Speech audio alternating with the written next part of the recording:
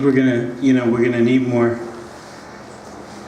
poems from people who understand science and understand math. Yeah, for sure, as much as possible. Keep writing about that stuff. Okay, next we're gonna hear from Diane Cameron. Come on up, Diane.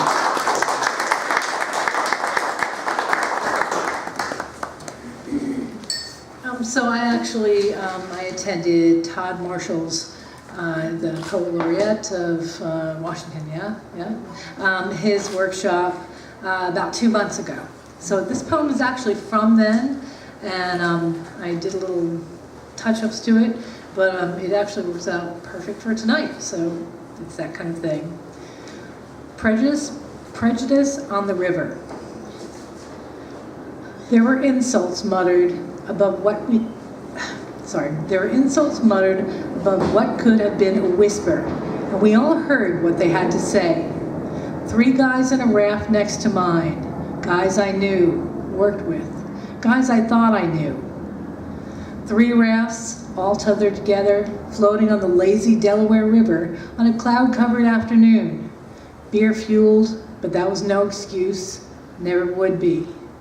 Insults hurled at 2 young men in a canoe, skin darker than our own. The winds picked up, didn't drown the attack, didn't cut the words in half and make them sink to the bottom of the muddy, roiled river where the rocks would tumble them, turn them unrecognizable into letters that mashed together and made new. Rain poured down, plastering the jackets to skin, and a sudden intervention as we pushed through the rougher currents. I didn't speak up. I didn't speak up much in those days. And when lightning broke loose from the sky, we outpaced the inexperienced canoeists, left them back in the depth of their storm, in their narrow metal boat as we pushed downstream, river runners rejecting the safety of shore.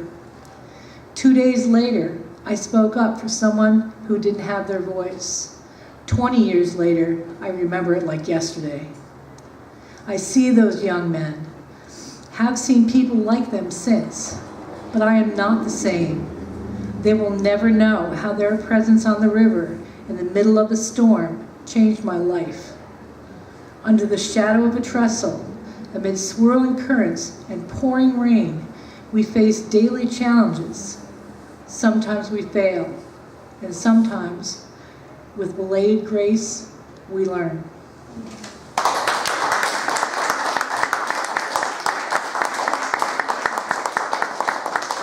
Thank you. And Todd Marshall will be returning to Vancouver in October, I believe. He'll be the featured reader here at Ghost Town in October, so you can come back and hear from Todd, who's doing a fantastic job as poet laureate, by the way. And next we're going to hear from Heidi Hutchinson, and if I'm not wrong, and I have been wrong before, I think this is the first time that you're reading a poem for us, isn't that correct? All right, please welcome Heidi Hutchinson. Hi there, my name is Heidi. I'm Morgan's sister. She invited me here tonight. So I thought I'd read something that I wrote today. It's a poem I wrote called I Won. Things were always worse when I was drinking. I couldn't get rid of you alone. What was I thinking? One time you had a hold so tight, I almost blacked out. Everything looked like night. You put me in the hospital twice. Double vision, nausea, my head in a vice. When I was with you, you kept me down. One time I thought I was actually going to drown. All of this physical, emotional abuse you kept from me, the ocean, flying, my family, that's the truth. At one point, you thought you could keep me from my son. That's where I drew the line. I was fucking done. I am brave now, I am strong. I'm up on stage proving you wrong. I never thought I could beat you or say your name. You're very persuasive. After all, it's your game. But I have the upper hand now. I'm in control. I will say your name. Anxiety. I won. Thank you.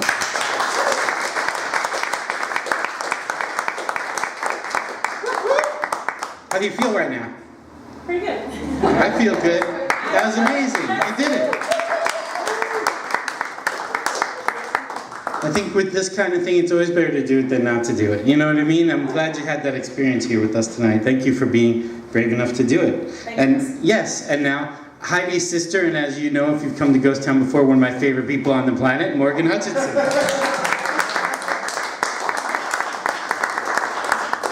Going on lower this just a bit, but I learned at one point. Thank you, Scott. Doing great, Morgan. I think that's good. I like to be loud up here. I get close to the mic a little bit. I hope you guys don't mind. I'm gonna follow that fucking real shit from my sister, which I had no idea she was gonna come here and read that. I'm really, really proud of you, Heidi. I'm gonna follow that with a poem that I wrote last week called Drinking Coors Light Under a Crescent Moon. So great. This is wonderful. I'm really excited about it. Goddamn. Okay, well, here goes. Drinking Coors Light under a crescent moon. Ladders in apartments 3 flights up. Kayaks to ripples, rocks to station, cranes as birds, cranes to buildings, growth. Gardens on the patio, days behind but right on track. Green nails, fresh paint, fresh business cards, so much to do. So much to read, to-do lists pending, cribbage plays, ex-bed lays, while into Nick Drake. And the hydrangea is doing all right. I hope you are too. I'm moving on and I'm not sorry. I'm moving forward in direction. I've got this mini-sized level to balance these thoughts, these speakers for restorative rhythm. I've got to understand what's essential. I've got to know nothing. Know that there are new beginnings with no begging, no bargains, no chips on the table, just a nice play of cards and a steady roll of dice. I'm checking in on those water dreams, those emotional affirmations, a subconscious remedy of paramount proportions.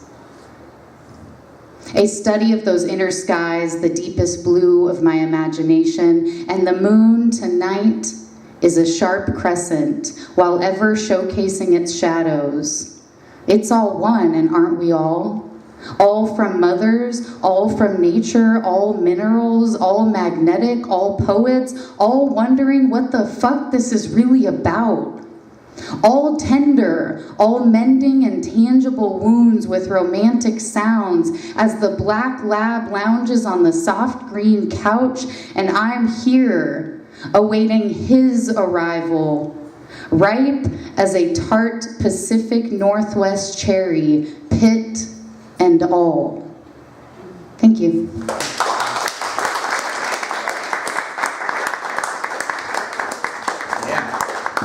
And there are even more sisters out there. Oof! Watch out. Okay, now we're gonna welcome back again. I have to make this a little bit higher. You can always make it higher, Chris. I can. We can all make it a little higher. And I'll make it a little higher. And you can make it a little higher at 19th and Broadway. Okay, this might not be high enough, but I'm trying to get ready for him. Our friend Dane Cosby. Come on up, Dane.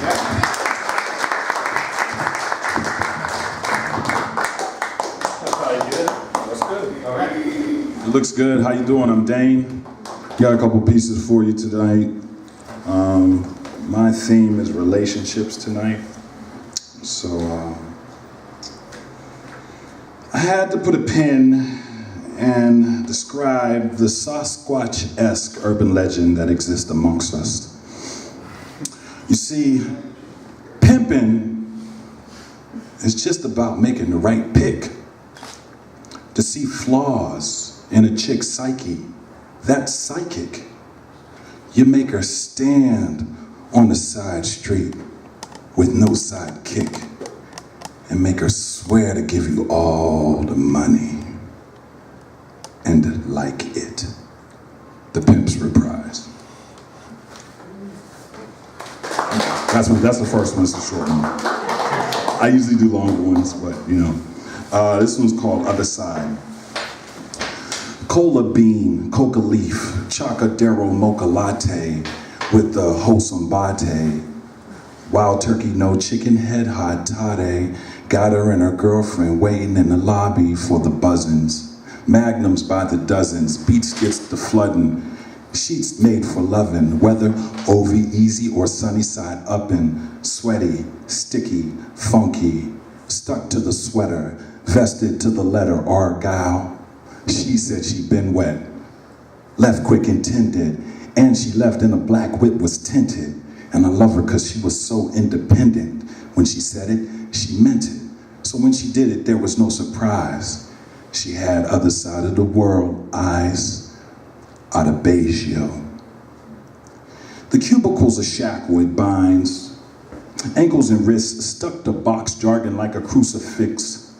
We lasted through the love, the kindness, the tugs to the hugs. We lasted through the child speak with nothing but poison to eat. The sweet fruit on the flower blossom, playing possum. We had the seats, then we lost them. The jack in the box, jack in the froth, mac in the frost. The cold holdover beneath the hidden cost. The thought you had found value, but then you had lost. The square peso would barely grace the navel. With displaced gold for angels broke halo. They stewed the Negro heart, broke ladle. Stopped the change on channel, I did it. But I intermittently stared when permitted there, cause she had other side of the world eyes.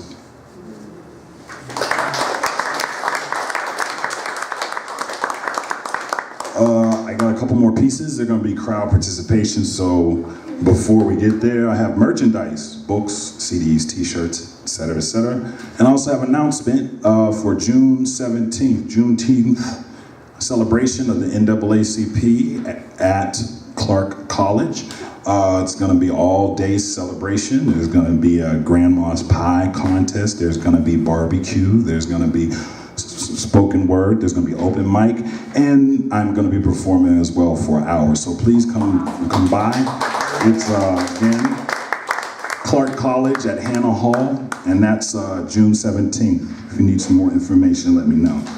All right, for the next piece, this is gonna go out of this book. It's a piece called Janky Love. And the hook, I would like you to help me sing the hook if we could all do that. There was a bigger crowd, but that's all right. We got the people who are gonna stick to it. So, the hook is janky love, like you don't be giving it up. You know you got that janky love, that's so, girl. You know you got that janky love, and then you sing with me, janky love. So let's try that one time. You know you got that janky love, janky love. Take a trip with me to Misfit Lover's Island, lost in relation, turned to Leviathan. Didn't have a clue, maybe you should buy her one. Always come crying broke or crying dumb. She turn her nose up quick and shake the neck roll. Her love was ice cream, a rocky road, way down in the dumps, couldn't assist her. She was just doing her muddy mud skipper for janky love. Girl, you know you got that janky love, like you don't be giving it up. You know you got that janky love, that's a girl. You know you got that janky love, janky love. The skipper and Gilligan in syndication in the basement. The head nurse, the cases, shrunk the evasive elephant in the room. It's a pachyderm ninja, a threesome with Marianne and Ginger. Slipping through the olive oils, tripping on pimentos. Her and her friend wanted it in the endo. They had it open off an innuendo. You know you got that janky love. Janky love. That's so ooh, girl. You know you got that janky love. Janky love. Like you don't be giving it up. You know you got that janky love. Janky love. She's wacko, she cray-cray, and that ain't even her baby. Looking at them no-account Negroes on the daily. Bird case, bird brain, she's a jackal. She wanted me to spit on her with chewing tobacco. Yes, her self-esteem was lacking, 'cause too many minutes in her packing. The pipe was her passion, see. She's a walking catastrophe, living life through a glass-dim menagerie. She got that janky love. Janky love. For real, girl, you know you got that janky love. Janky love. Like you don't be giving it up. You know you got that janky love. Janky love. That's so, girl, you know you got that janky love. Janky love.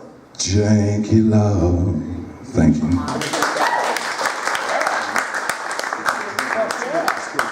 All right, this one is called Ruin You. It's also interactive. So the hook is, I left the love that I have for you on, I let the love that I had for you die on purpose. I didn't want to ruin you again. And then your part is, not on purpose. So, here we go. All right. I let the love that I had for you die on purpose. Yeah, I didn't want to ruin you again. Not on purpose. Priceless the vendetta, what could be better? Flip and rotate the liquids, don't settle for the sediment. Hold out for a better sediment. Remain calm, but don't be hesitant. 'Cause you fell in the trap she laid, and now she's on top of you like Big Top Pee-wee, and you Cirque du Soleil. And no one takes the ride for free, 'cause nobody can see past all the initial intrigue. She'll tell you quickly that she's out of your league, but she was slumming. But you could be the baby boom and drive the Hummer, but no Hummer till way after summer. And maybe play the cribby and kitty coo, and you could call her Witchy Poo. And meet Mama Dukes and drive the Tin Lizzy through, or she'll play Sybil to award-winning acclaim. And now you're seeing your shit is her shit. Call it eminent domain. I let the love that I had for you die on purpose. Yeah, I didn't want to ruin you again. Not on purpose. Simple and plain. She's always planned for a jester, and she just needed a new lame and game. You had limped in volunteer victim. She impeded your progress and took your momentum. She's an internal enemy you can't eliminate. An inside job, but you never penetrate. An emotional contortionist, arguing's a mistake. She'll tell you how the dick tastes and then dictate. I let the love that I had for you die on purpose. Yeah, I didn't want to ruin you again.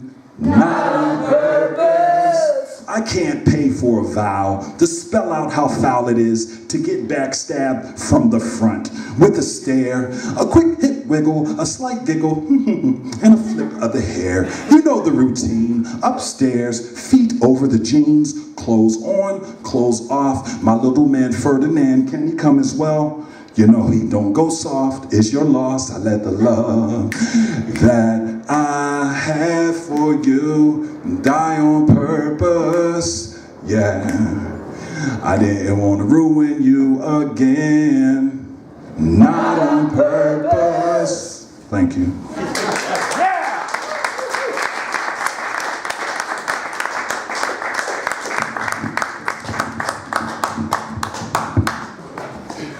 Yeah. So as Dane mentioned, he does have a few items for sale. We're gonna have one more open mic reader, and I'll read a couple to say goodnight. Our last open mic reader of the night happens to be another one who is reading for the first time. So let's give her a lot of love. Please say hello to Autumn Winston.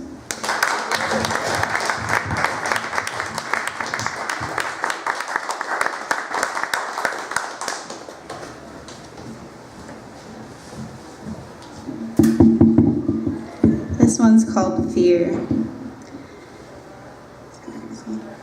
I feel sorry for those weighted by sadness, paralyzed and disillusioned to madness.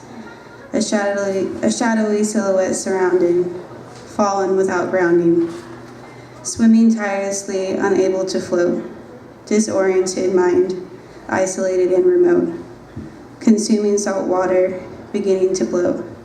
choking on tears. This can't be all to fear.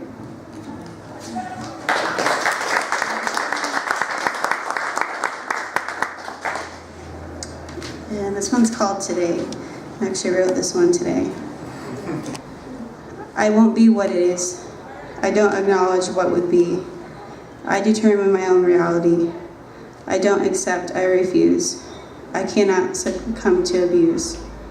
A spark of magic within a fuse, traveling with nothing to lose.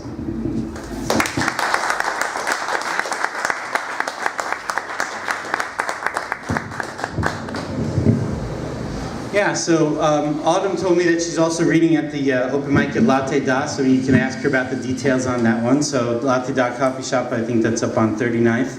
She can let you know what's happening there. 6 p.m. 6 p.m., do we know which day of the month it is? Tomorrow? 6 p.m. tomorrow? It's always the Friday. It's always the Friday after this. That makes it easy to remember. Okay.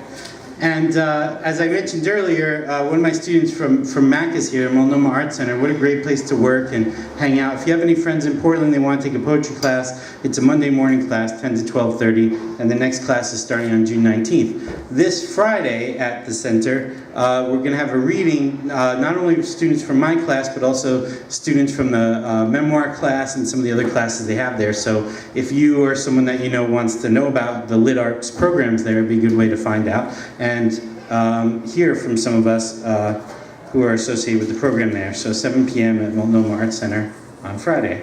And that's my final announcement for the evening. So another cool thing that happened in the community at High End Marketplace, the wonderful recreational marijuana establishment that Morgan owns, is that she invited me to be part of a class, a poetry workshop, which as you've noticed, as we've mentioned, I do a lot. But this was unique because we were all just completely high, out of our minds, So high. passing various strains around. I had a notion that this might be fun to do something like this, so I jumped at the chance. It was so much more fun than I ever possibly imagined it could be. So we had so much fun that I think it probably will happen again at some point. And I thought that I would honor her in the class and give you an idea sort of what it felt like by reading some of the stuff that I wrote while I was wasted with Morgan and my friends and Scott and some other friends over at the greenhouse, they call it. Yes, because you can't smoke it where you're selling it. So we go a couple doors down for the class. Yeah, caught in the act for my friends at Lifted Lit, May 20th, 2017. Love to watch women writing in the act of thinking. All the possibility of the universe contained in the purse of their lips. Take that, she said. Only if you take a little of this, he replied forcefully. Don't give up on me just yet. I might just surprise you. Might just figure out how to avoid destroying everything in sight. And yeah. You don't write about weed quite as much as you think you would, but you do kind of write about what you're going through, for sure. What's happening in the room, in a way that maybe you don't when you're straight and distracted by a million things, right? So here's the title of this one. Wrap your beautiful lips around that glass, the bowl which holds the herb that will save us, or at least instigate the initiation of our ultimate liberation. For Morgan and my friends at Lifted Up. Time is malleable. It can slow to a crawl or jettison forward without warning, stealing ideas, objects, family, friends without mercy. This afternoon in a living room with like-minded literateurs, similarly lifted, spools forth into eternity. We have always been right here together in this room, sitting right here, growing together and loving one another as the words course out from our hearts, down our arms, through our fingertips to the pen, to flow onto the page, the negative space of which shifts and constricts as it is encroached upon by the inky revelation of your secret heart's true crime revelation made manifest.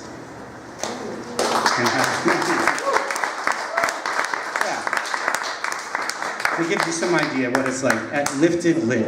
What a cool name she came up with too, Lifted Lit. So much, the alliteration. Thank you very much to Dan Raphael. Yes. Thank you to Rob Katsuno. That was wonderful. And of course, to all of you for your poetry and your energy and helping us hold this space. Please come back if you can on July 13th when we will have Derek Fenner and Tango Eisen Martin from Oakland, California, Bootstrap Press authors, and very excited that the stars aligned so that could happen. So see you here on July 13th. Oh, and